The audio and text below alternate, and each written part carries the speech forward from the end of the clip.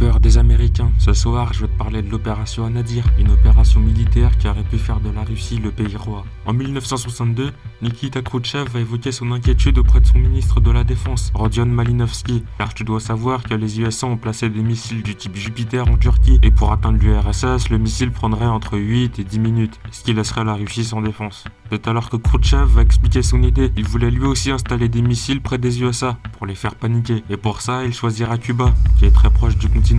En plus, il avait de bonnes relations là-bas. Le 4 juillet 1962, les soviétiques vont se déployer à Cuba. Pour vous dire, ils étaient 50 874 hommes, ils avaient plus de 60 missiles nucléaires, 6 bombardiers de 28 et des sous-marins de classe Foxtrot. Et ça, c'est qu'une moitié de l'effectif.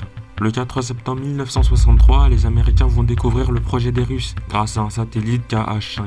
Et je peux vous dire qu'ils étaient complètement choqués.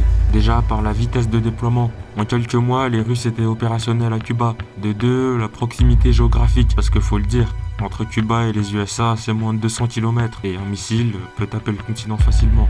Et de trois, l'échec des services secrets américains, car ils n'ont pas remarqué la présence de soviétiques sur l'île, alors que pourtant ils étaient vraiment nombreux. Face à la situation d'urgence, Kennedy va immédiatement avertir Khrouchtchev. Mais le gars va envoyer plus d'équipements et de soldats en guise de réponse aux Américains. Et après viendra la célèbre crise des missiles de Cuba. Mais ça, je te l'expliquerai plus tard. Dis-moi ce que t'en penses en commentaire. Et abonne-toi.